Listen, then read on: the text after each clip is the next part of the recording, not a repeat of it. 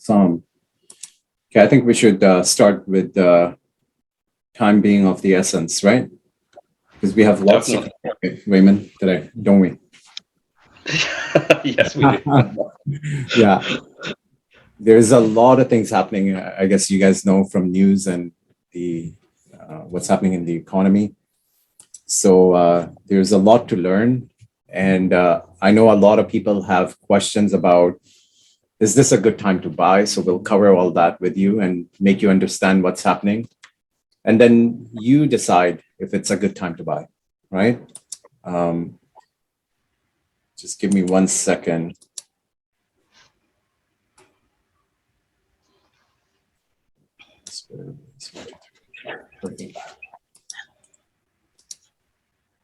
Okay, so let's start, guys.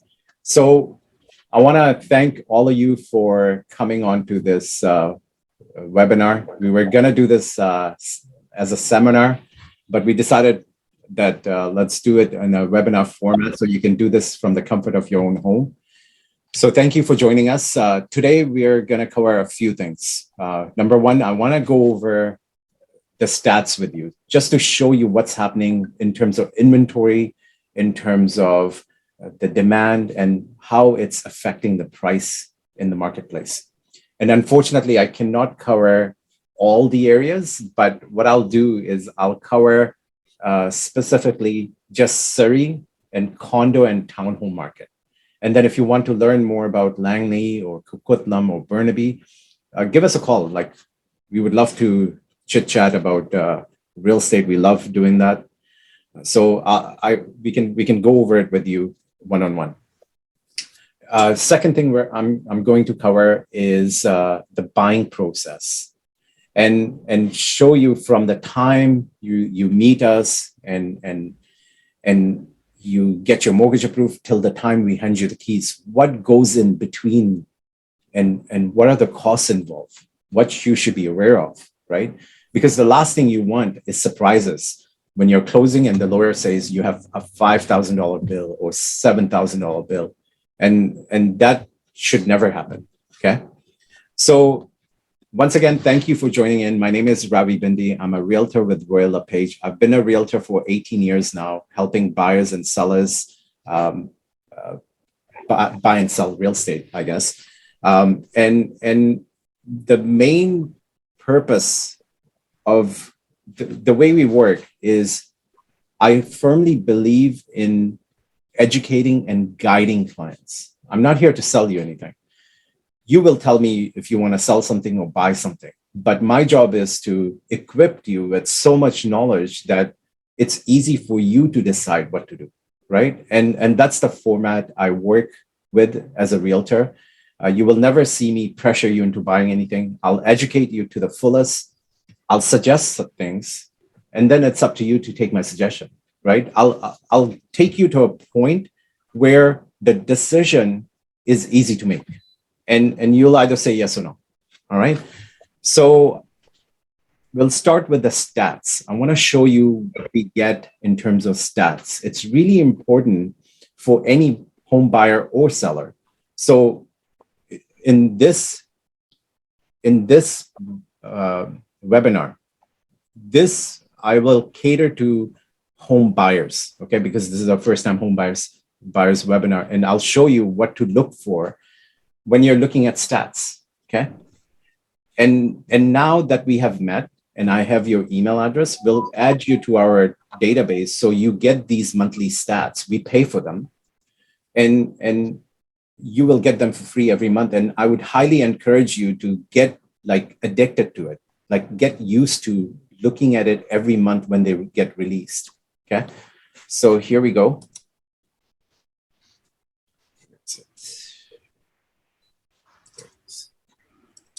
So I want to show you this, okay?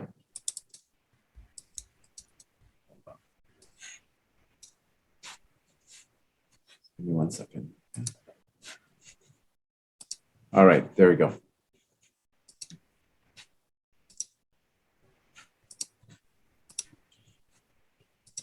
So this is what we get as realtors. Like, I subscribe to this. I pay like $50, $60 a month. But what these guys do, the company called SnapStats, is they take stats from the boards, the real estate boards that are generated, and then they make it in a readable format so you can understand and use these stats to your advantage, right? And I'll show you a couple of things what you should look for when reading these stats. So here it shows you for the month of, this stats are for the month of June. This shows you the city it's for, right? And if you scroll down on the header, you'll see that it says this stats is Surrey, June 2022, and it's for detached houses. So there's 2 pages per city. And what it does, it breaks it down per detached homes and condos and townhomes. So for our purposes, I'll just go over condo and townhomes. Okay. So I scroll down and here we go, condo and townhomes for Surrey, right? So what these guys do, and I love this because they break it down per community. So if you're a newcomer and you say, hey, I want to buy in Surrey, you can actually look at all the neighborhoods that are here, what kind of inventory each neighborhood has, what kind of sales each neighborhood has, and do your research accordingly. Because if you see that like Fleetwood has a lot of inventory for townhome and condos, Central City has it, West Newton has it, Sullivan Station has it, you can actually look on the map where these areas are, drive through them, research schools, and then decide which area you should buy, right? So this I love. And for newcomers, this is the way to go. Look up these areas on Google Map and drive by them too, right? So here, what they do is they take monthly stats. They show you how much inventory came in that month. And then they show you how many sales we did that month, right? And they give you a sales ratio right here on the right side. Now, these sales ratios at the peak were about 80-90% for all these sub areas. And look at it now. And the goal here for Bank of Canada is to drop this down under 10%. So we're still in a kind of a balanced market right now. The goal is to drop it down even more. So that's what we will see, that this will drop down even more. Sales won't happen as much, right? So this is what you want to observe. What is the sales ratio month over month? Like if you're thinking of buying in Fleetwood, you want to check 23% this month. How about next month? Is it 30% next month? Is it 40%? Because now you know market's moving up and you need to decide, do you want to buy now, right? Now, so this is based on community, okay? They take these numbers, total number of inventory right here, and the sales that happen. They take the same numbers right here on this side now. And what they do, and I'll zoom in, and what they do here, is they take the same numbers right down here, and they divide it into price band. So if you say, Ravi, I want a condo, a 2-bedroom, 2-bathroom between 500 to 700. Well, here's the price band. And this is what the sales ratios are. This is how much inventory is coming in. This is how much sales are happening. So this is quite high. And historically, when rates go up, condos start selling more because that's what people can afford, right? So you want to observe this too, like how much inventory is coming in? Is inventory dropping for that price band? Is sales picking up? So these are the kind of things you want to look for every month and compare month over month, okay? The next part, they take the same inventory and they break it down from studio to 1-bedroom, 2-bedroom, 3-bedroom, 4-bedroom. And if you say, Ravi, I want 2-bedroom. Well, there's 357 units out of 992 that were 2-bedroom. And out of these many sales, almost half or 45% was 2-bedrooms. So it shows that 2-bedrooms are still selling and 30% sales ratio, which is quite high based on all the other areas and what things are selling for, right? So this ratio is quite high.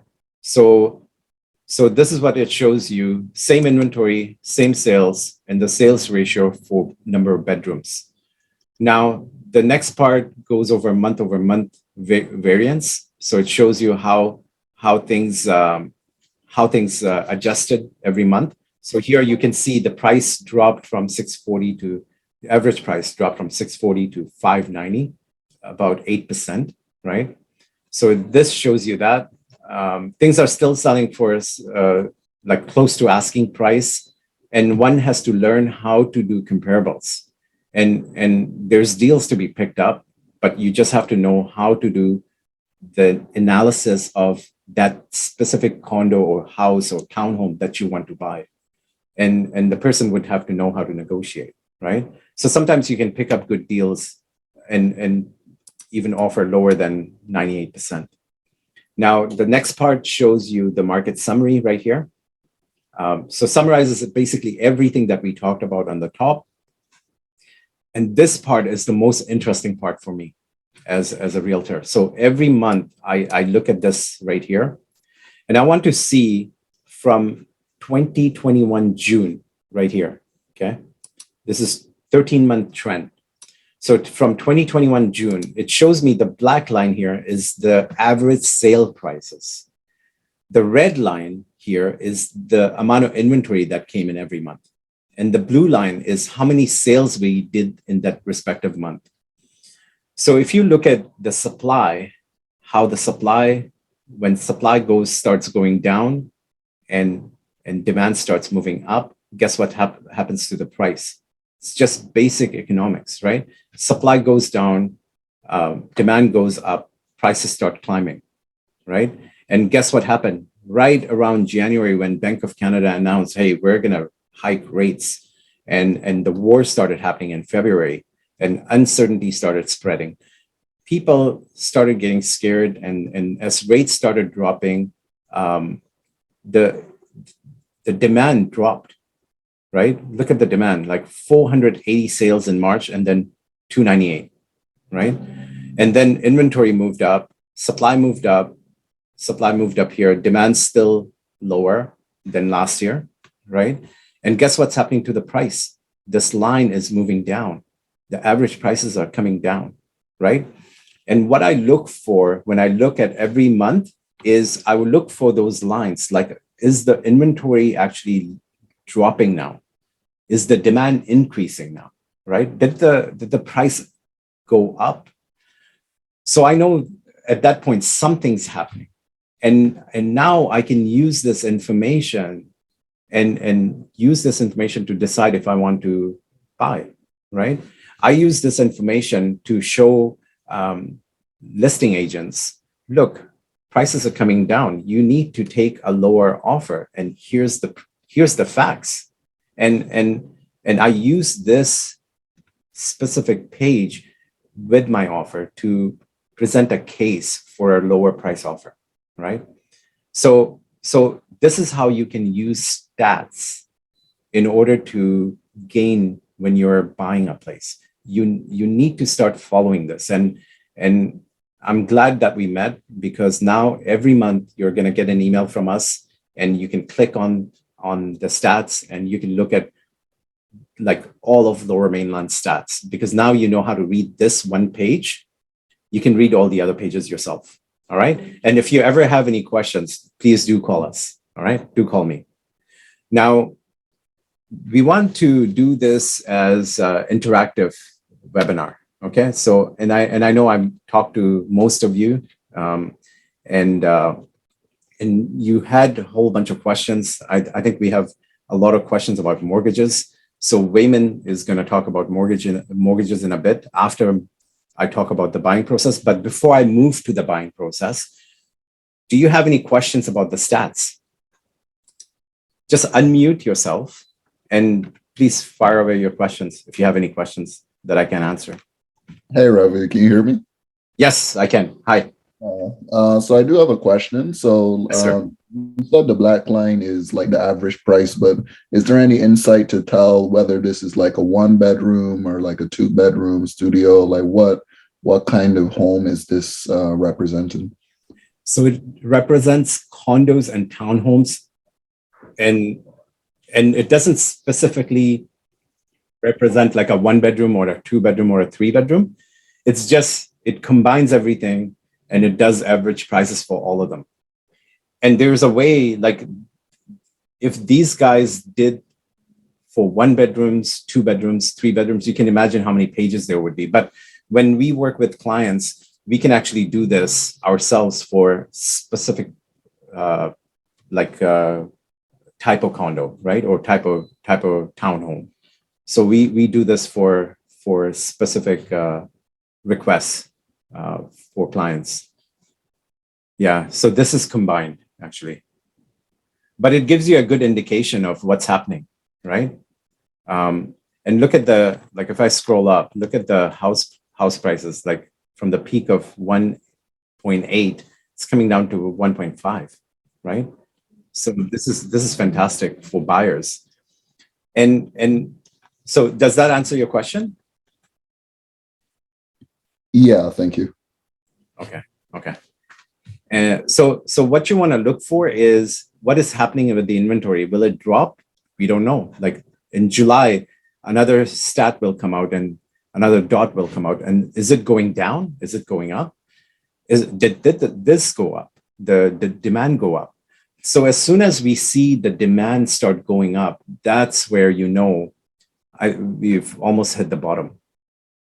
But to time it, it's really tough, right?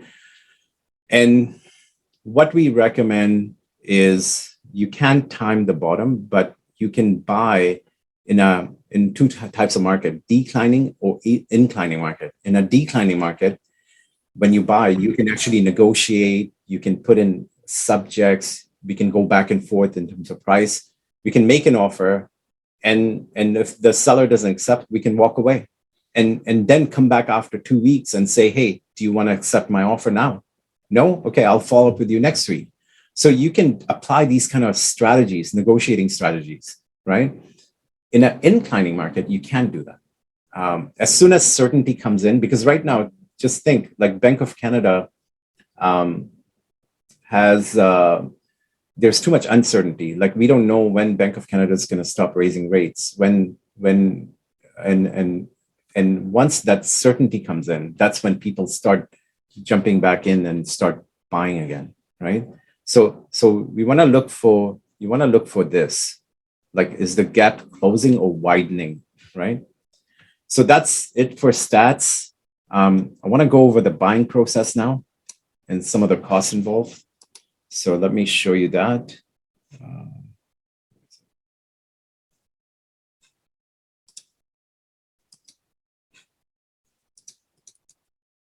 Just give me 1 second.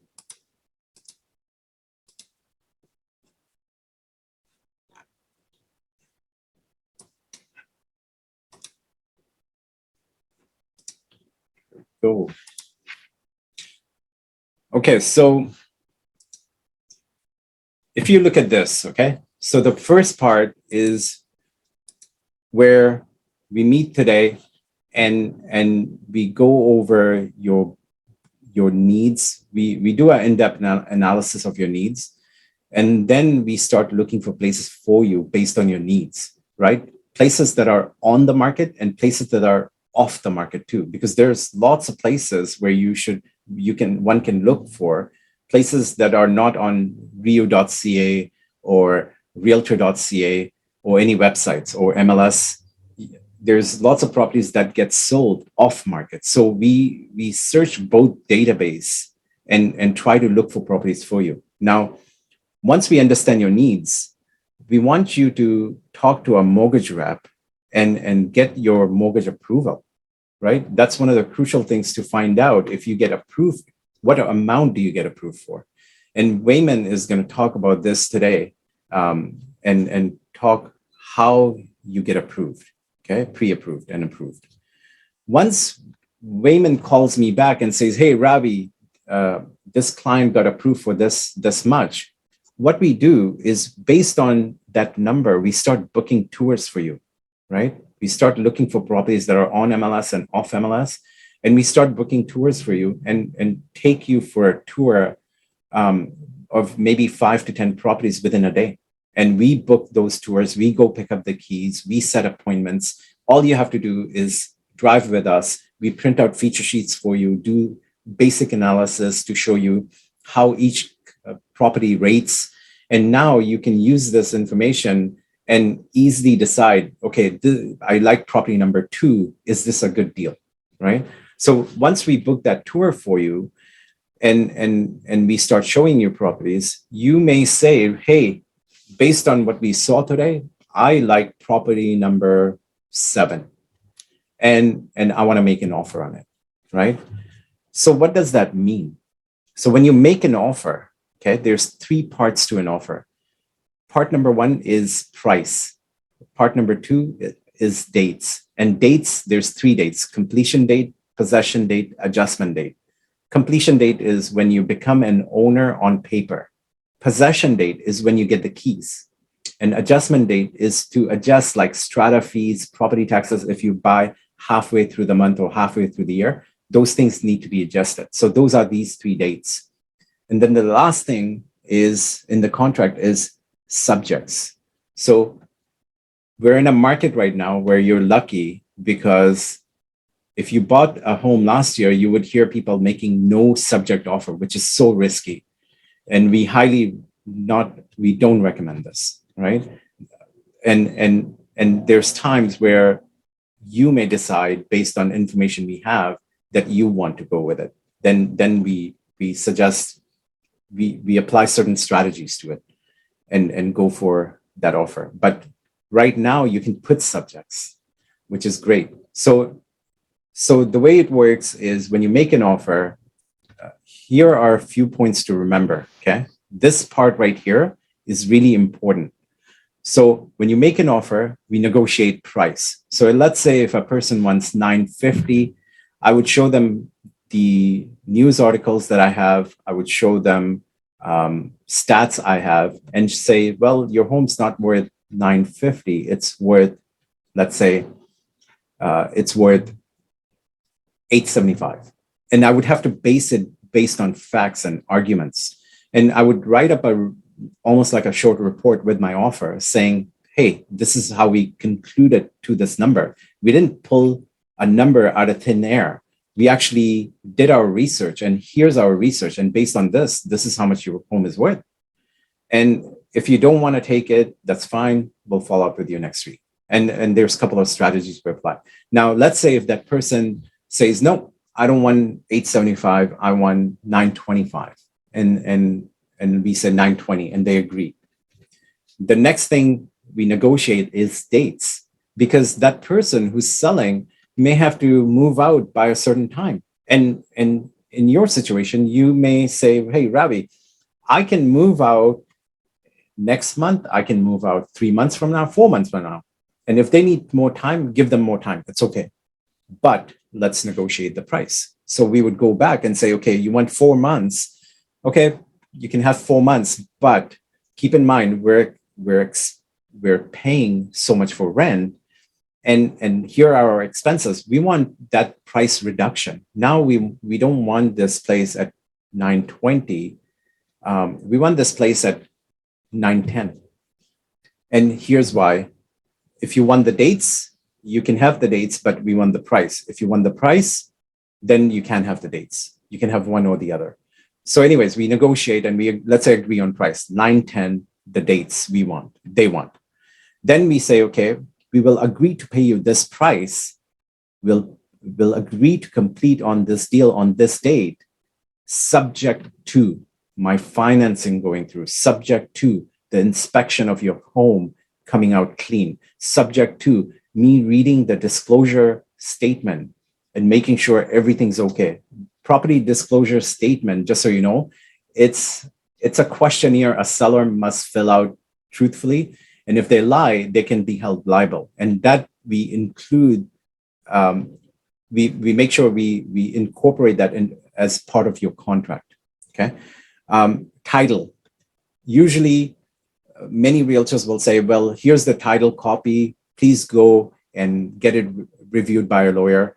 And then if the lawyer says the title is fine, then let's move forward. Now, we have built relationships over 18 years of being in real estate, where we get a lawyer to review the title for you. And they give us a summary of the title, showing us which charges means what, and they define each charge. They pull out each charge, summarize it for us. And this way, you don't have to spend that money, right? So we do that for you and give you a summary. And if I have any inquiries, I would call the lawyer and say, look, charge number 4, I'm not sure about. Can you explain that to me, right? So they would, and then we would move forward or not move forward. Insurance is a huge factor, especially with about 2-3 years ago, all these insurance companies upped the insurance. So when you're buying a strata property, you want to make sure you look at their water deductible.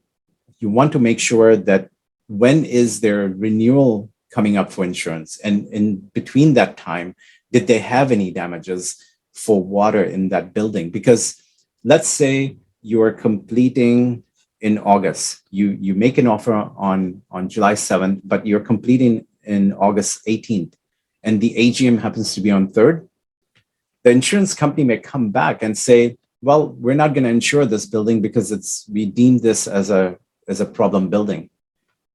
Now you cannot get a mortgage at the end of completion. So Wayman, maybe you can touch on this. Is that still true? Because that was true about 2 years ago as well, right? When we had these. Correct. Yes. So that is going to be a key aspect too, as well as that there's many factors when banks are underwriting for mortgages. So we have to be cautious is that when we lend, when we look at it, we do have to do an appraisal. It's done by a third party. And if there's any latent defects on the property, there's a high chance that the banks or any financial institute will not lend due to that property. So those are things that whenever it's something that as clients I relate to clients is that you have to be really cautious about your approach. And that's really important, stressing the importance right there of having someone as qualified, such as Ravi, being your realtor, because they will do the homework for you. They will have a lot of insight on the properties themselves. Yeah. So thanks, Wayman, for this. So in 18 years, I've been in probably about 5 strata councils. So I've sat in the council as an owner and kind of managed that building. And what I've learned from that is how we communicate things on the minutes, how we communicate things on paper. It's really important to understand that side of how things work. And when I read through the strata docs, I can read in between lines. I can understand what they're saying because I've been on the other side. I have actually been on a council where we have fixed problems for certain buildings and got that building up and running, right? So when I read through the strata docs for you, like I'm looking for problems, and many of my clients will tell you that they have liked something, and we are at that initial stage of reviewing documents. And I would tell them, look, I feel uncomfortable with this building. I don't think you should move on. Let's not remove subjects, right?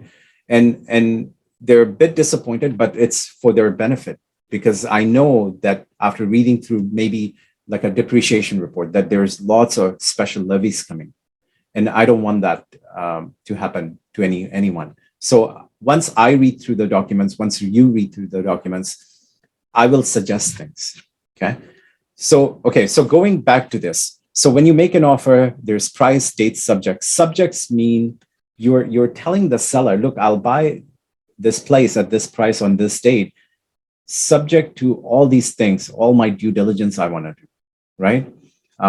So insurance was the last thing we talked about. And then the strata docs. You need to know what strata docs to order. And once you order them, how do you read through them, right? How do you look at strata plan and figure out if the square footage of the place you're buying is same square footage in the strata plan? Because a lot of these measuring companies are measuring places wrong, and we're catching these like upfront and challenging these upfront. where we're saying, look, you're about 150 square foot less. You're showing 150 square foot more, which is not true. So it's really important to know these things and how to read these things. So when we work, we make sure that we read through these things for you. And if there's anything that raises red flags, we bring it up to your attention right away, right? And the sellers and the listing agent's attention. Now, for example, here on July 7th, you decided, okay, let's make an offer, Ravi. We get the offer accepted. Offer date, July 10th. So previously, last year, the way it would work is July 7th, they would do showings. July 10th, they would take offers. And the listing agents would try to generate multiple offers because of this, right? And if you liked this place, you would make your offer, and if there were 5, 6 offers, now you're in multiple offer situation. Now, this is not the case, okay? You look at the place on July 7th, you can make an offer on July 7th. And once you make an offer, you can say that I want due diligence period. I want about 5 to 7 days to decide if I want to buy this place based on my due diligence period, right? So you do all this, and let's say on July 11th, you decide, Ravi, do you know what? The strata docs are not good, as you said. I don't want to buy this place. You can back out. And what we do is we sign a piece of paper, which is a release form, which releases the seller from our contractual obligation. And now they can go ahead and sell it to somebody else, right? Let's say on July 7th, you look at this place, you make an offer on July 7th, it gets accepted. On July 8th, somebody comes in and loves this place and tells Mr. Seller, look, I will pay you, you're getting an offer for 920, I'll pay you $1 million. The seller cannot accept that offer because they have already accepted your offer, and you are doing your due diligence between July 7th and July 12th, which means in between time, they cannot take another offer. But let's say you look at this on July 7th, and then on July 9th, you want to come back and think about it and make an offer. But on July 8th, this person went in. Now they can go in and make an offer. And now you would have to wait. So advice to clients is that if you like something, we should make an offer, okay? Now, when you make an offer, these are the things we agree on.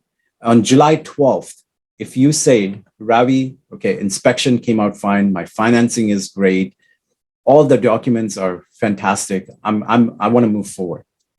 On July 12th is when you pay a deposit.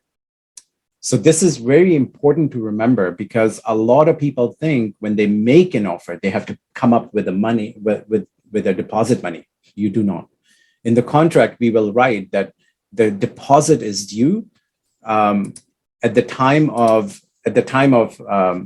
subject removal.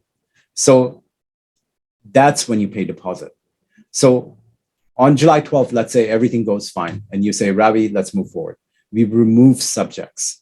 We sign off on a whole bunch of paperwork, and you give deposit. And on that day, on July 12th, once you remove subjects, that means we're moving forward. There's no turning back. Deposit is part of your down payment. So for example, if you have 100,000 down and you're putting 25,000 as your deposit, the rest you have to bring at completion. Okay. So I'll give you an example here. So going back to subject removal, once you remove subjects, you give a deposit, you sign off on all this paperwork. The deposit, you should always make out to the brokerage's trust account, okay? No personal names. It should be Royal. For example, I work for Royal LePage. So it should be Royal LePage West Realty and Trust. So what the brokerage does is they will take that money and put it into their trust account and forward it to your notary or a lawyer closer towards completion. So that's how deposit is handled, okay? Once you remove subjects though, there's a lot of things now you have to do. You have to find a law firm or a notary public that will do the conveyancing work, like the closing work. You have to inform like utility companies, TELUS, BC Hydro, Fortis Gas, let them know that, hey, you're moving on this date and to start your billing on this date.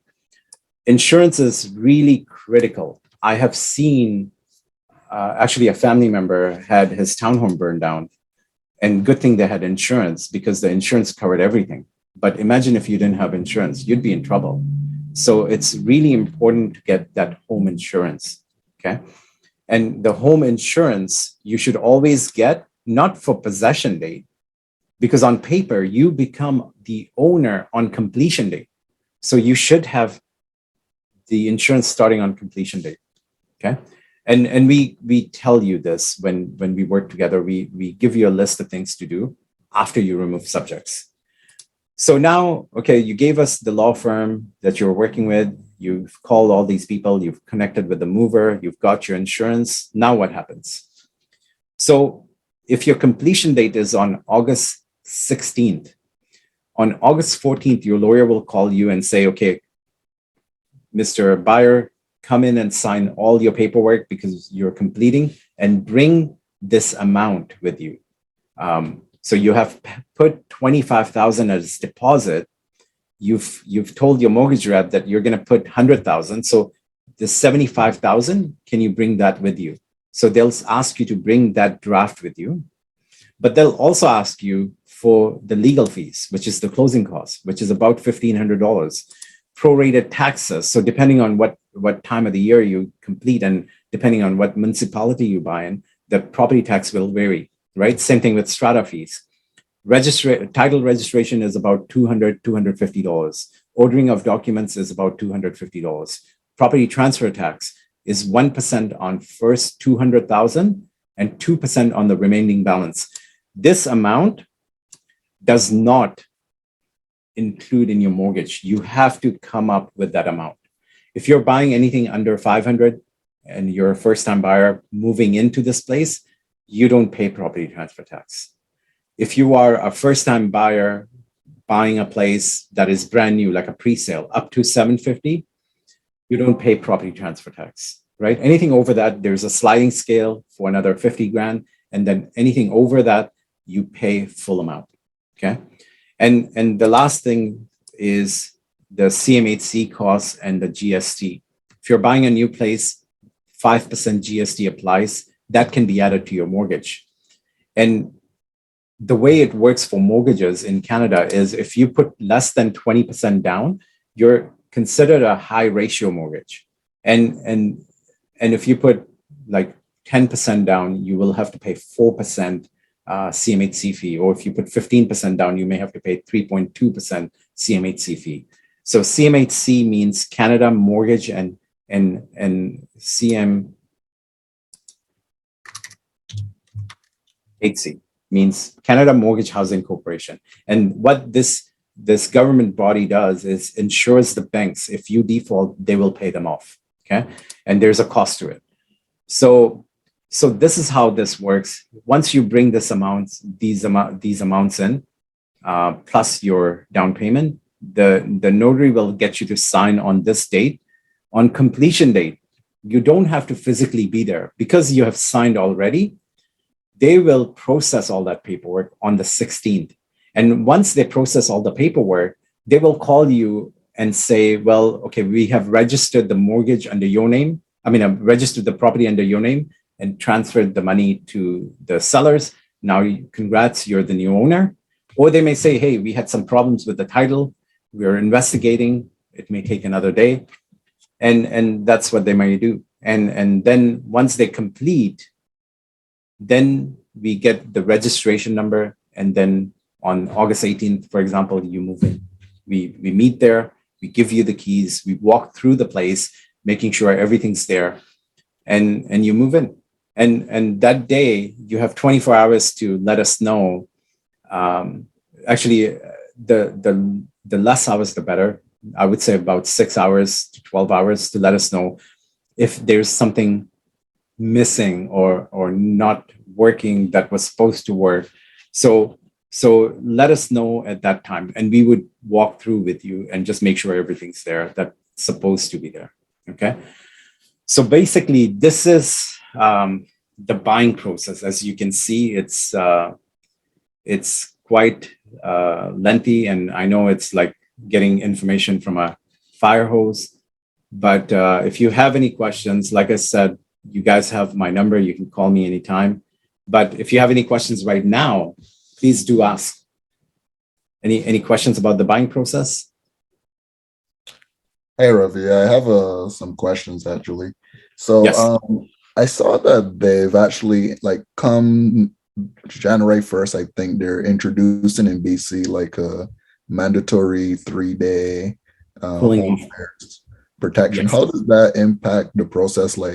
What was it before? How does that help? Can you shed some light on that? Or? For sure. Great question.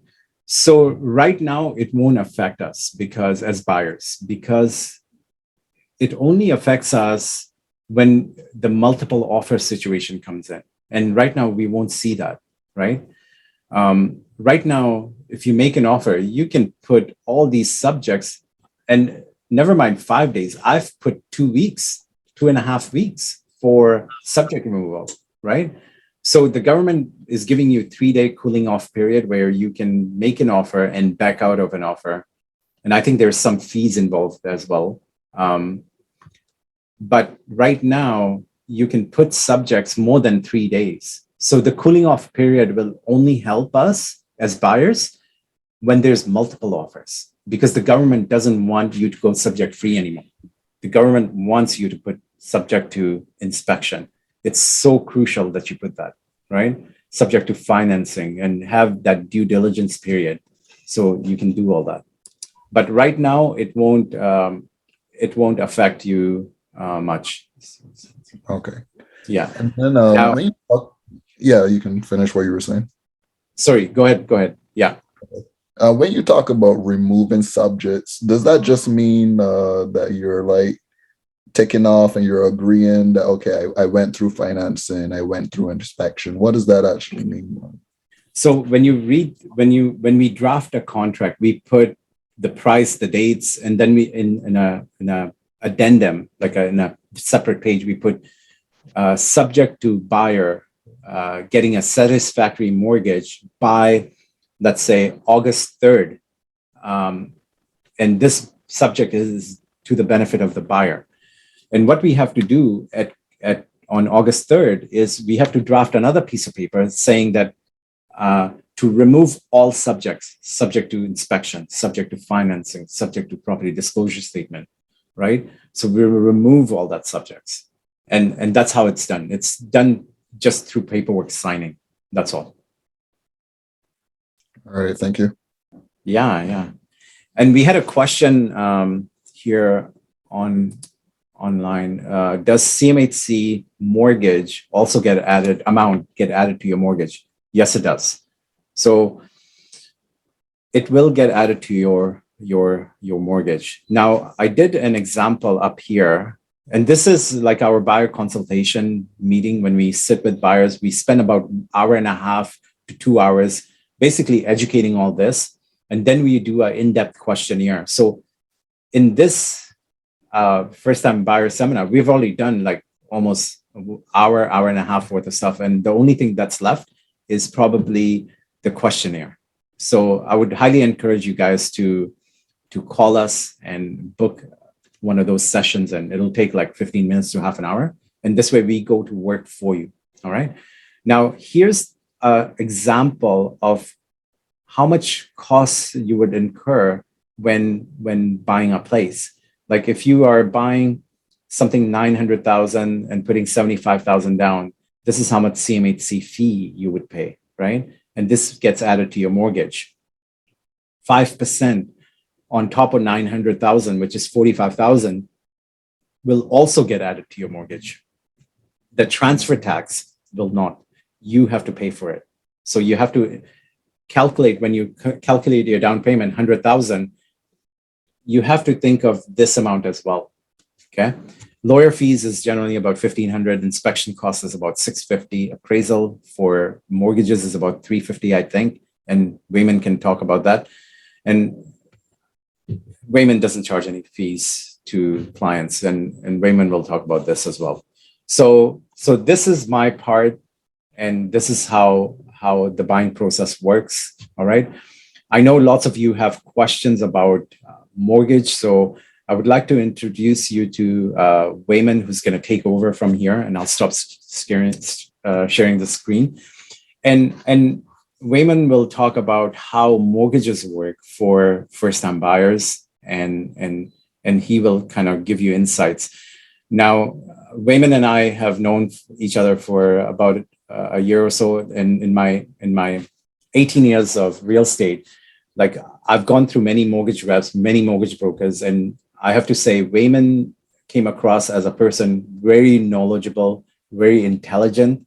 He knows his products really well, because there's lots of different mortgage products out there that we need to find out what your needs are, and then based on your needs, recommend the right mortgage product for you.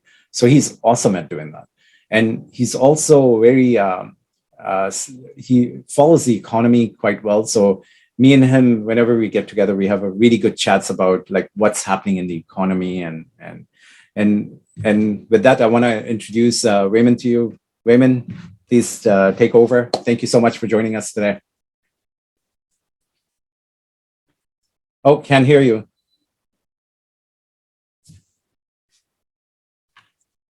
Can you guys? I guess I was on mute. I apologize. Oh, there we go. Talking to myself, but can everyone hear me now? Or yes. Yes, excellent. Thank you. So, no, thank you, Ravi, for the invite. And I know that mortgage is along with purchasing a home is a really hot topic that everyone really wants to know more about. What is the timing? What is the cadence in the process in itself? So overall, there's a lot to talk about for mortgages.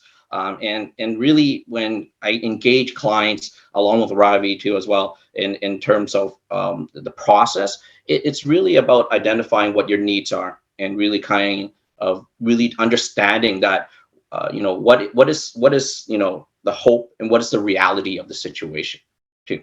And I'm very direct in that manner too as well, same as Ravi, and that because we want to give you the best advice for you to decide upon for you and your family, right? So there's a lot to talk about. I know that folks on this call may have a lot of questions too as well. So without further ado, kind of going through this process here. So buying your first home, Ravi kind of touched on it. He kind of talked about the processes here. Same thing with on the buying process, but also for in the mortgage side, there's also processes as well.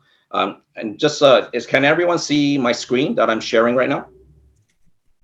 Yeah, excellent, wonderful. Okay, so we all, not only in Canada, but across in everywhere in the world, it's one of our biggest dreams is to really own our own home, our dream home, our first home, right? And going through that process right there, there's many pre-steps that we really want to understand and be ready for and actually go through that. It's not like simply where you just wake up and say, hey, you know what, I'm just going to go get a mortgage today. And then once I get approved, I'm going to go in the afternoon, go and put in an offer and get that closed. It's not that simple. I wish it was. And hopefully it was that simple in the near future, but we don't see it that way. And there is a lot of steps to prepare yourself to be getting to that step of getting actually approved. And that's one of the key things right here. So knowing the basics. So when we kind of when I talk to clients and really kind of engage them, there's, 6 factors that we really kind of go over to kind of help prep for that. And as I'm kind of going through all these are things that you probably want to have a good takeaway too as well. Or if you want to have future kind of one-on-one meetings where I can actually do a little bit more deep dive into how some of these kind of factors can help along with that mortgage process, right? So number 1, income and affordability. So that's where, the down payment, because we got to just as Ravi talked about, you're not going to get 100% mortgage loan to value, meaning that the bank or financial institute is going to lend you. You buy a $500,000 property, you're going to get a mortgage for $500,000 property. It doesn't unfortunately work that way, because banks, there's the risk tolerance to whenever you lend money, right? Not only in any kind of situation, but for even when you're buying cars, something as simple as buying a car or getting a credit card, there's always factors of risk, and the risk of not being able to fulfill that obligation of paying for that monthly payments right there. So income and affordability. So in Canada, when you're going in and say, I need a mortgage, it's really primarily based upon your income and your affordability. So doing that kind of calculation and being able to identify how much have you been able to save for as part of your down payment to be part of that affordability. So it can be as low as 5% down.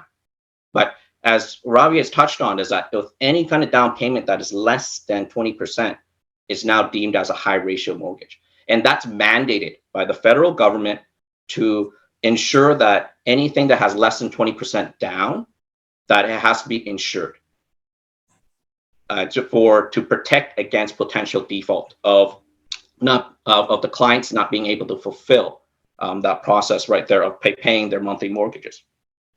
That's why, if people recall, in 2008, Canada was pretty resilient when the subprime market in the U.S. pretty much collapsed, and that's where we don't want to see that same thing happening up here. So with income right there, about if we're talking about what happened with the rates increasing right now. So prior to the rate increase, there was what we call the Bank of Canada mortgage qualifying rates. So normally for someone making about $100,000, their mortgage affordability was about a little bit over $500,000 right now. Now with the new mortgage qualifying rates on their income, that's something that has dropped to about $450,000. So you can see there's been a decrease just because of the rates going up. So we'll talk more about how that kind of affects you as we're kind of moving along here.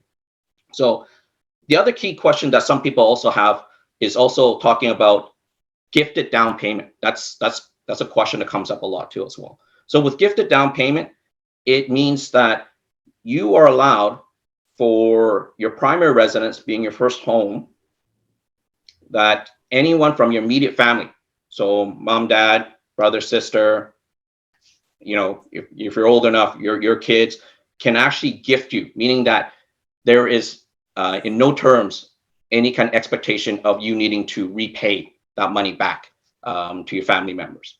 And it has to be an immediate family member. It cannot be your friends. It cannot be, some unknown stranger, right? Because otherwise I can say, hey, Donald Trump's my friend. That's why I got a deposit of X amount of dollars. And that's why it has to remain within the family. And you can actually utilize that as part of your down payment. So, Wayman, I have a question about that. Sure. Now, let's say if somebody from India, like my relative, my dad, for example, is sending me money, right? And it's coming from his account into my account.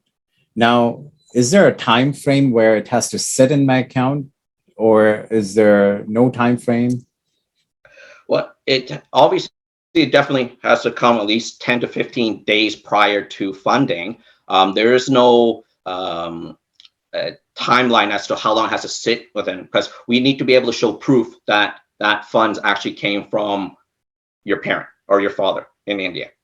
Okay. As long as there's a bank statement that comes from your dad that says, hey, this is my dad. This is my account under my name. This was the originating source, and it's able to show that, then most of the times that's something that the banks will accept because it's coming from overseas. So. Awesome. Okay, yeah. Good. Okay, so kind of moving on. So I guess in the sake of time, I may kind of speed up a little bit. I do apologize, but for all of these things, I just want to be high overview going through this. If you want to have more in-depth or you have more questions, definitely Ravi and I are available to kind of stay on beyond the 1 hour time frame here and answer a lot more questions that you may have in terms of what of a mortgage is, or even just the buying process itself too. So employment history. One of these cautions right here is that when you're thinking about getting a mortgage, also have to understand is that because we at the bank, when we underwrite, we need to understand that there has to be some sort of stability with your occupation. So if you just switched careers, there is most likely a chance where you are going to be still under a certain kind of probation period. Now, when you are having that probation period, that means that the banks will not accept your application for mortgage or your income at that point in time. You have to be through your probation, and that you can actually have a letter of employment that actually shows that you are now a full-time or a permanent employee of that company. So be cautious of that. Take into mind that when you do plan on a career switch, that may affect or have an impact on your mortgage application itself. Okay. The other thing too, as well, is also be cautious about the frequent career switches and lows in between careers, right? So as long as there's proper explanation as to why, you know, you're doing a vertical move versus a lateral move, those are kind of obvious positive notes in a career trajectory for yourself. So those are things that you want to take into consideration as well. Debt or credit history, right? When we do it's credit score and beacon score in Canada is critical to you getting approved on a mortgage. So ensure some of the habits that you want to do is make sure that you're not late on your payments. 1 day late is still late, and that will still be reflected on your credit scores. And that has a huge factor or impact on potentially going from being approved or being on borderline. And those are things where the importance of credit scores is the fact that it draws a great historical data or statistics. For those of you who like numbers and crunching numbers, it just kind of shows the pattern of behavior of the individual that's applying for the mortgage. So banks really take a lot of put a lot of weight into when we look into the credit score and credit history. So key thing here, pay your bills on time. Do not try to overstretch yourself. Do not try to do like 10 different credit checks because then it's kind of deemed as a credit seeker. And those are what you do not want to be identified as part of right there. All right. And coming into it, savings. Now, this is where, you know, Robbie is an expert in the home buying process right there. But in savings right here, you know, just being able to save money in your checking and savings account is one thing. But being as a first-time home buyer, you're missing out potentially on a very excellent program that the federal government has instilled. And that's being able to pull out RRSP up to $35,000 and being able to utilize as part of that as your down payment. So that's a great program to have. And that's where you want to be able to leverage, you know, financial advisors within the CIBC. You know, I work really well with like Lynette at the Guildford branch, you know, Mandeep. I got Lulu at the Hastings and Penticton branch too as well. And those are where, with having that's kind of support to be able to identify where you can maximize the benefits that you're entitled to as a first-time home buyer to your home purchase. And now being able to have that as a potential tax write-down on your when you file your taxes for that year when you do make your home purchase right there. And those are things that we can definitely discuss and kind of go into more details of in another meeting or even after this presentation here too as well. But one of the key things is you can't just come in and say, hey, I'm going to start an RRSP today, put in some money, and then the next day say, hey, I'm going to make a home purchase now and I'm going to pull it out. There is a certain minimum time frame that you need to have that money kind of invested in some of these vehicles right there. And you also have to have your advisors, financial advisors, to really kind of tell you which RRSPs that you can use, because LIRAs, they're locked in. You can't pull them out. And those are where it's a danger where you put it into more certain these kind of vehicles. It's an RRSP, but it's locked, and you can't you pull it out in the time frame that you need to make your as part of your down payment right there. So that's That's a great point you make, because we recommend our clients also to put about, like, per person, put 35,000 into our SPs, wait 3 months, and then withdraw it and use it for first time home buying, right? Correct. So Yes, and that's the power of leveraging and having people that have been in the industry so long, just like yourself, Robbie, and myself, and also having that team to help support. And that's why yes. doing this, painting this financial picture, you want to do it a little bit earlier and starting the preparation work versus Yes. now doing on a very ad hoc, very short term kind of turnaround expectations right there. So, And guys, there's so much we can cover in 1 hour. Like, these are like highlights, and there's so much you still need to know and learn. And honestly, we both are in that same philosophy mindset where we educate and guide. Like, we haven't even touched into like tax credits, grants, like how do you use life insurance products to gain financially? How do you use Smith maneuver to save on taxes? Like, there's so much to learn. And yeah, I'll let you kind of wind up, and then we'll kind of invite everyone to a couple of things. sure, of course. Thank you. Thank you, Robbie. So those are things right there. So you want to be able to actually talk about, Robbie talked about the insurance, and also the fact that we have not only just only home insurance, but there's other insurance that you also want to touch on too. And you want to take into life events too, right? Kind of go into the fact that maybe you have a baby on the way, you have increased expenses. Those are things that will going to be layered into your financial picture as we kind of move along here. All right. So there's a lot of insurance, and these are things that each of these can take an hour to actually talk about. Title insurance, mortgage default insurance, what Ravi kind of talked about, property insurance, CIBC mortgage and creditor insurance itself.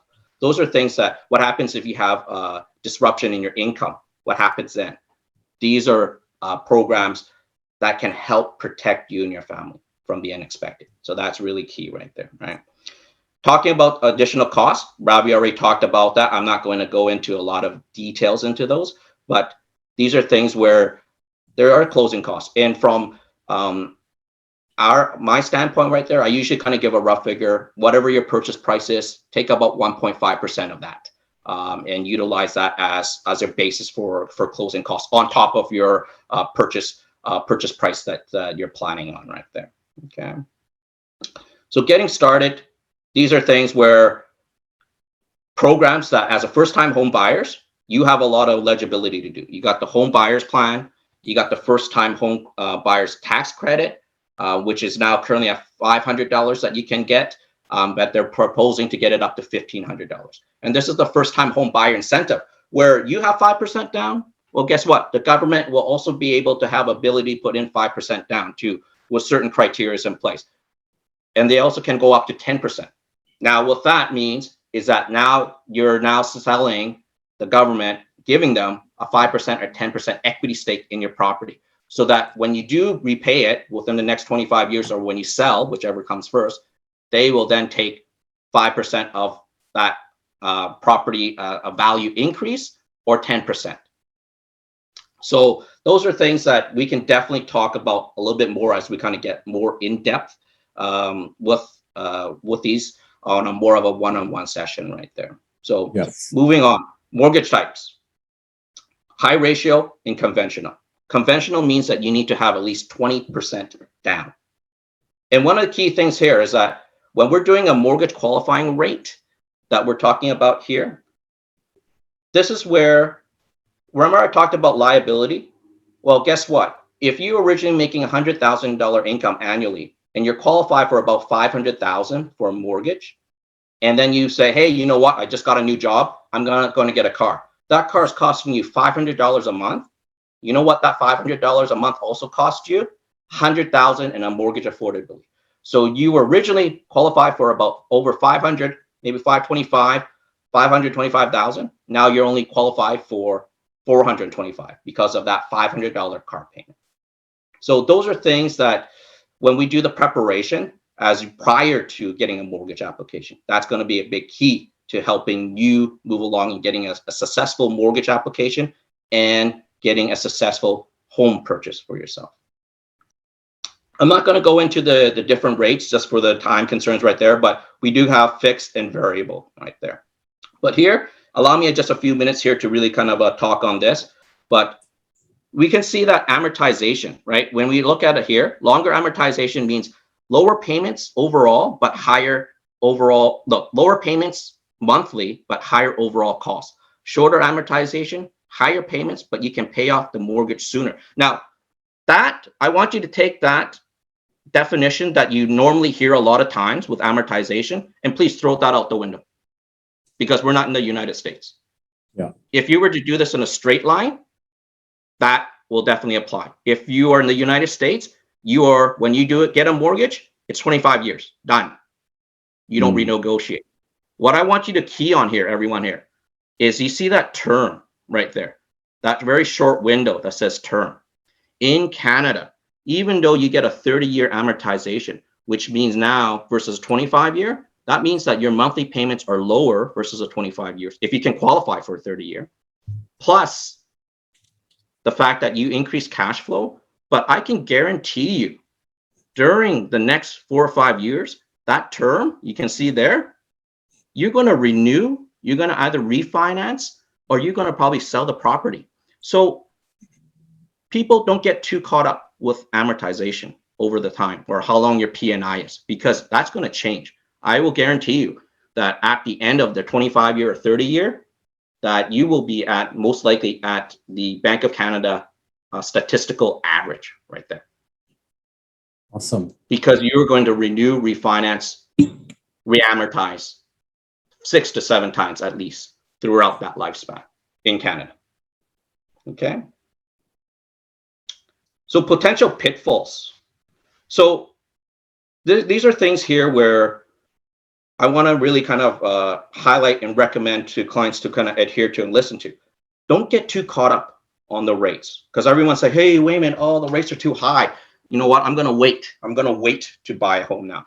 Well, guess what? What happened 4, 5, 6 months ago when the rates were really low?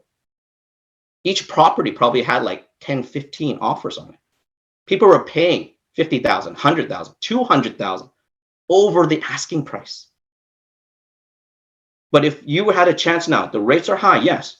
But if you had a choice now to save yourself $50,000, $100,000 on that same purchase and take a higher interest rate, would you rather do that or pay a low rate and overpay by $50,000 or $100,000? Those are key takeaways that you want to kind of look into, and we can definitely discuss more too as well. The other thing too is because you're the experts. Yeah. Sorry, Wayman, you're right. Because when you do the math, you calculate if you were to pay higher rate for next 2 years based on, and then compare it to the savings that you could save when you make an offer, you would see right away it doesn't make sense to wait. Like, you should be buying now, right? Even if you have, even if the rates went up to like I've paid in a couple of properties, I've paid as high as 8%. And I know the pain of paying 8%, but it was an investment property. And I managed to actually save money on taxes because all that was tax write-off. So it kind of evened out at the end of the day, right? So I think once you put things on Excel and start looking at numbers, it should make sense to you. And that's where we come in and help you understand all this, right? So go ahead, Wayne. Yeah, wonderful. Thank you, Robbie. There's just only a few more slides here to go. Thank you for everyone's patience here. But the other pitfall too as well that we want to avoid is let the experts be the experts in their field. And make sure that, and just take the analogy of if you have, something that you need to, for health reasons, and you know that you need something in your brain that you need to have looked at. Will you go to a brain surgeon, or will you go to a general practitioner? Obviously, you're going to go to that expert that's had the 20 years experience and have done multiple operations on people's and patients in terms of the brain and removing tumors from it, versus a general practitioner. Same thing here. This is where you want to have a solicitor, right? We always kind of say, oh, how much is the solicitor going to cost? How much is, when we look at the costing, but solicitor is going to be a big key, because they're going to be the ones to protect you and your assets and your family, because they will do the due diligence along with Ravi. They will be the ones who kind of check to make sure, is there any liens, is there any kind of on the property itself, if there's any kind of deficiencies within the title search itself. They will be the ones who protect you. So why would you want to skimp on an expert that is going to be certified to do that for you? On the realtor side, look at Ravi. Go check his Google reviews online. See what they say about him. See what the type of results and the satisfaction that being able to give. And you want to have someone, in that's capable to take care of your needs, identify your needs, understand your needs, and be able to achieving your goals, the common goals with you. So why would you not want to have someone that has that expertise, that kind of has that trust, and is looking out for your best interests, right? Those are key things. Let the experts be the experts. Mortgage advisors, there's a lot of mortgage advisors out there. True, right there, right? Matt, Ravi touched on it right there. I don't have mortgage fees right there, right? Those are, at the end of the day, is that you want to have someone that's going to be truthful and be able to give you that actual factual financial picture for you, and also being able to go for bat for you, right? When there's certain kind of exceptions that need to be made that on your behalf, because we've kind of built that rapport and understand your situation, that's going to be a big key to help fighting that fight to kind of get that mortgage approved, because you know what, we're over some of the debt ratios, we have some certain kind of irregularities that we need to clarify and to kind of reaffirm that you as a client is going to be more than capable of fulfilling that loan agreement right there. So those are key things. Investment advisors, right? At CIBC, working with people like Lynette, like Lulu and Mandeep, people I work really well with at the various CIBC branches. Those are going to be key to giving you that support in terms of the financial advice for RSPs, GIC, etc., and how to prepare as we kind of go down this mortgage process right here. All right. So how can CIBC help you? In wrapping up, simplifying the process for you, really simplifying the process for you. And in the case here, looking at various options. So some of you maybe on the call are still awaiting your PR, permanent residency, something like that, or maybe students. We have various mortgage programs for you, such as account openings at the branch level, student programs, specialized banking services, mortgage programs for newcomers to Canada.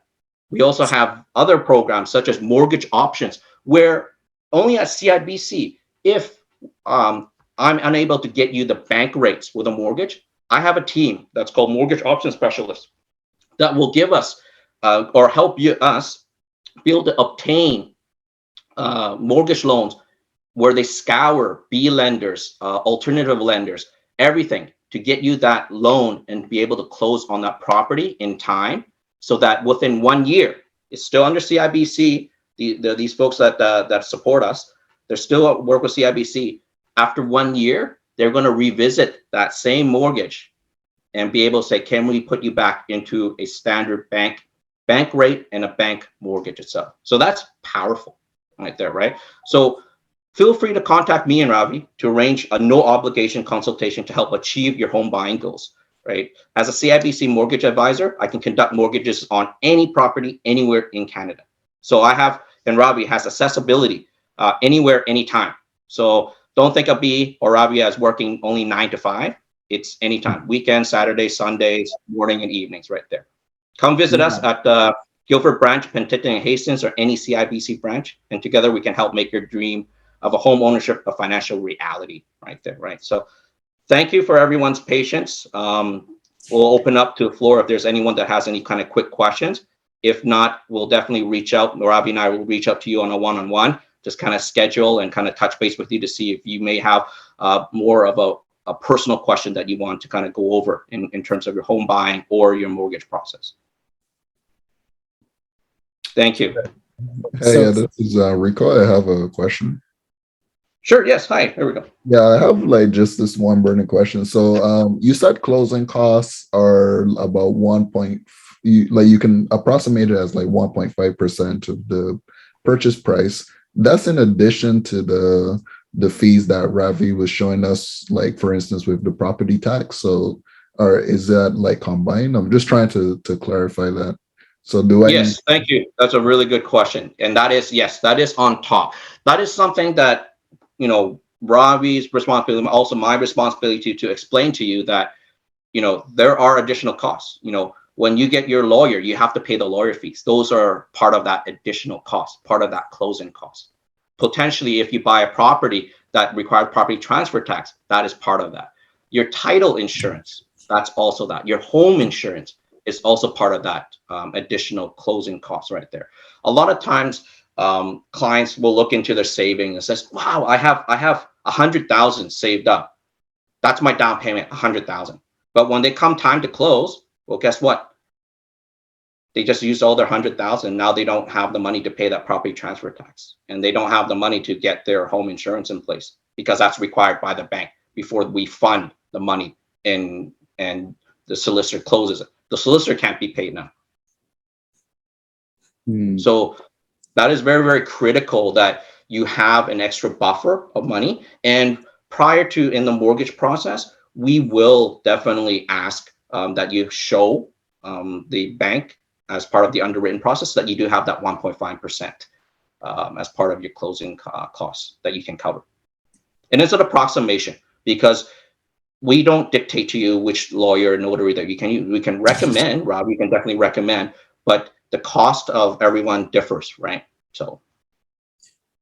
So thanks so much, Wayman, for giving us insights on how the mortgage process works, that you guys have mortgage products for newcomers, different kinds of products, right? And how mortgage works on the surface. And now if anyone wants to get more answers about the mortgages, you can call Wayman anytime, right? You can book an appointment with him, sit with him at a branch and talk to him about your mortgage needs, talk to him over the phone. He can qualify you and get you started.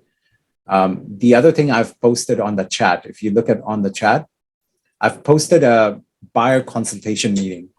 So the next step from this point on is if you are serious about buying a home, you would book this meeting where I would go over your buying needs. I have about 20 to 30 questions. It's not about just one bedroom, how many bedrooms, how many bathrooms, which area, let's go look. It's a lot more than that. And I need to understand really in depth your needs, what's important to you and your family. And then based on that, we start looking for places for you that are on MLS, but also off MLS too. So we strive to get you the best property based on your needs. We believe in educating, and like all realtors have access to the same information, and everyone does their business different. And this is how we do our business. We believe in educating and guiding. And you will see when you work with us, you will see how we work. Look at our Google reviews, as Wayman mentioned. I totally forgot about that. But look at our reviews on what our clients are saying about our service, and that's what you want. You want guidance and education, and the process will be fine after that. But book this appointment because you will see that it'll be the best half an hour you spend with us. It's done at our office on 100th and 152nd. And for people who are watching this video on YouTube, there's a link below in the description, so you can book an appointment with me. And then eventually I'll connect you with Wayman as well. And Wayman's information is down there as well. So give us a call. We're here to help you guys. Any questions you have, we've been doing it for years, and we would love to share our knowledge and help you gain a property and help you gain financially when buying a place, right? We're just not like trying to sell you a place, but we will kind of structure it in a way where we will set up systems for you where you save money in taxes and get these grants and get these tax savings and apply certain other products to enhance your financial picture. All right. So I look forward to meeting you. There's no cost to this. It's free of charge. Even after this, if you decide you don't want to work with us, totally fine.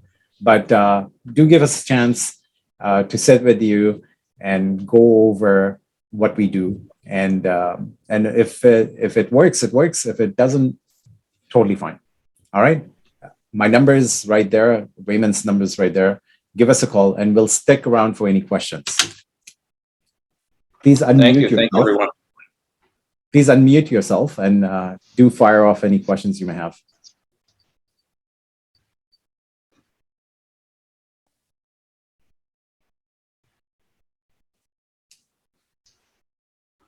Hi, Ravi and Wayman. Thanks so much for having the conversation today. I was attending with Rico, so that was Rico asking all the questions, but we did enjoy the webinar. So much to learn. Awesome. Thank you so much. All right. And book that appointment with us, please. We would love to help you out with your buying needs. And we're always here to help. Okay. We will do that. Okay. Thank you. Thank you, Lynette. Hey, Ravi, this is Sandeep. I'm kind Hi, of Sandeep. right now on work permit right now. Yes. So my horizon for, buying a home is kind of a dream for me in Canada.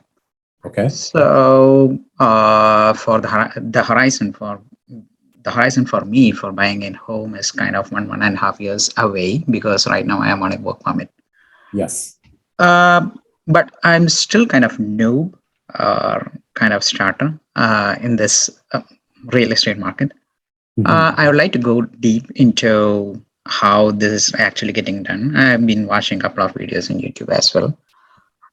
So is it okay to book consultation for that? Because I don't want to rob your time, your valuable time from your calendar. Just let me know. No, don't even feel that. So there's ways for newcomers to buy properties. Now, have you applied for your PR and are you getting your PR in a certain time frame? Yeah, I'm going to apply in September, but I do not know when I'll be getting the actual PR. It's because right now it has just started. Okay. And the scores are pretty high right now. So yeah. Yeah.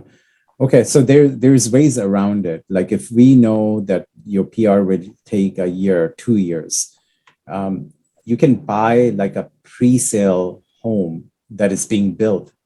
And if, for example, if we know that your home that you're getting your PR, let's say in 1 year's time, so by next year September, you can buy something now that is like a pre-construction. That means the building's not up yet.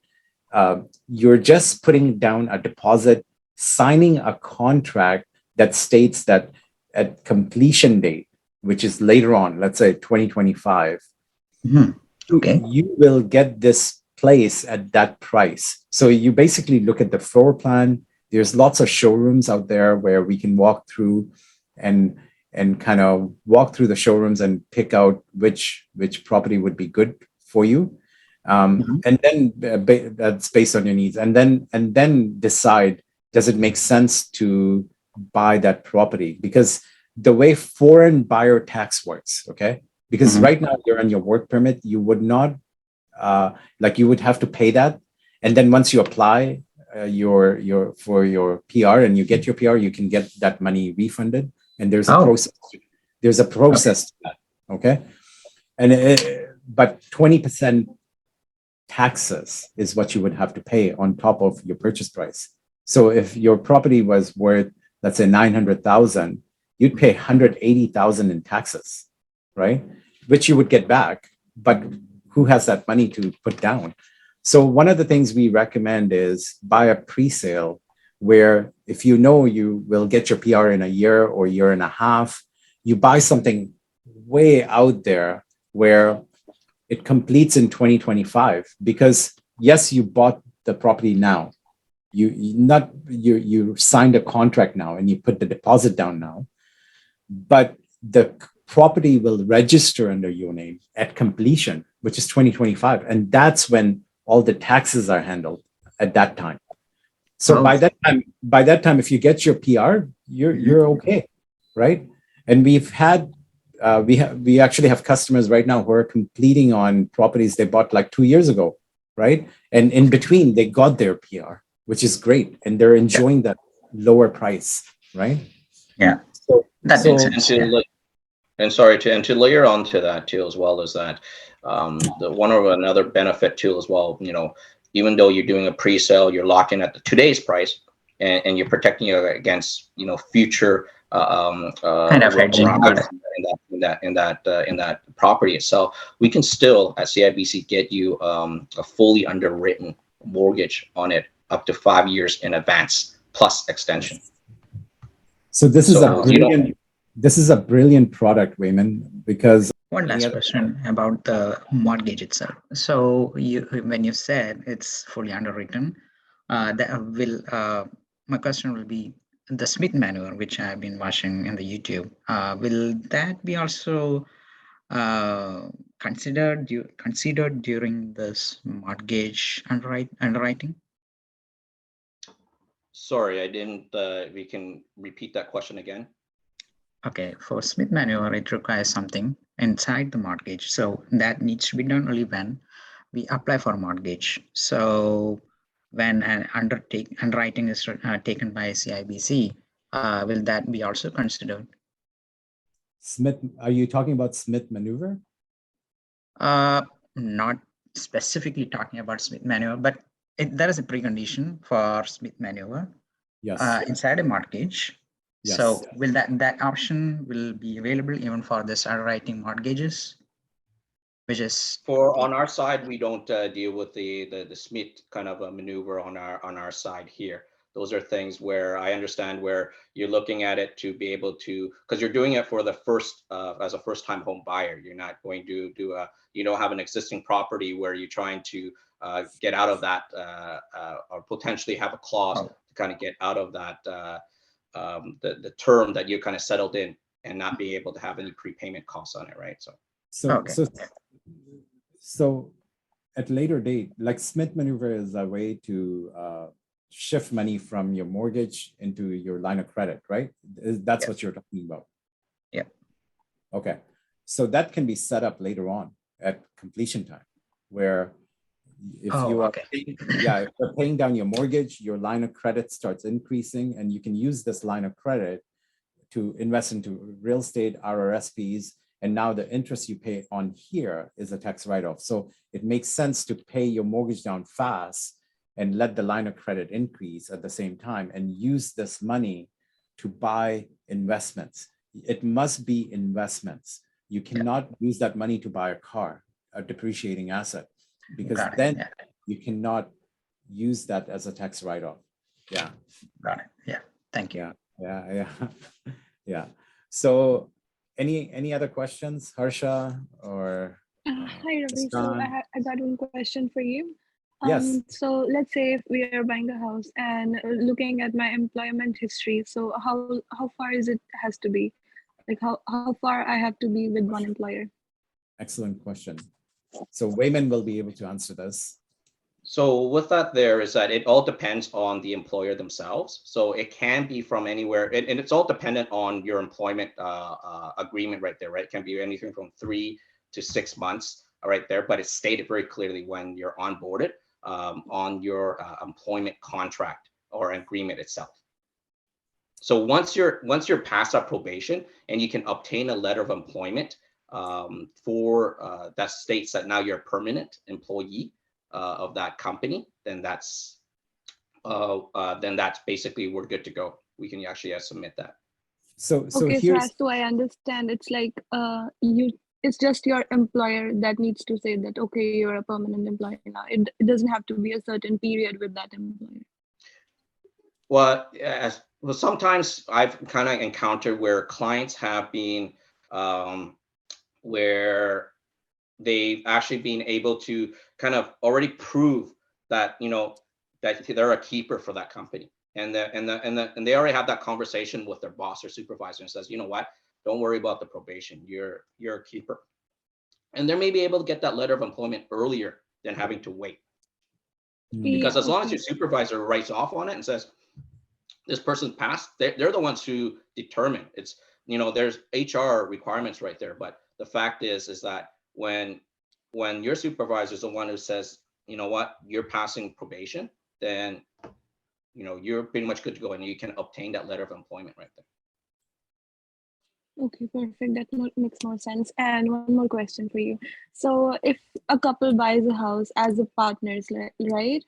And the partnership will be considered their first home, or they can buy a first home separately as well?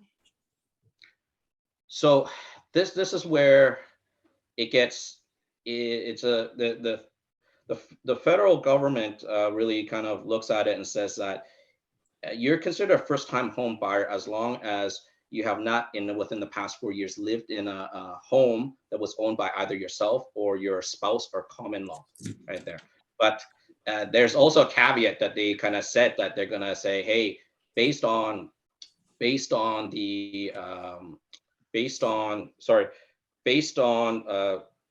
their definition is that if as long as you haven't owned a home yourself, you're still deemed as a first-time home buyer. So it's kind of really gray. So as long as you have Complicated. yourself, you're not on title on any property in Canada, you're considered a first-time home buyer. As soon as you go on any title, you've used up your first-time home buyer privilege, right? That's my okay. Yeah. We have. Okay, thank you so much. Yeah, no worries. Thanks for asking that. That's a great question. So I think with this we'll end this call. Thank you guys, Vinayak and Harpreet. Thanks so much. And everyone and anyone who missed this, you know what? We'll send you a video, and hopefully you gain something out of this. And we look forward to meeting you. Totally. All right. Thank you so much. Likewise. Have a good day. Thank you guys. Bye. Thank you. Thank you, everyone. Bye.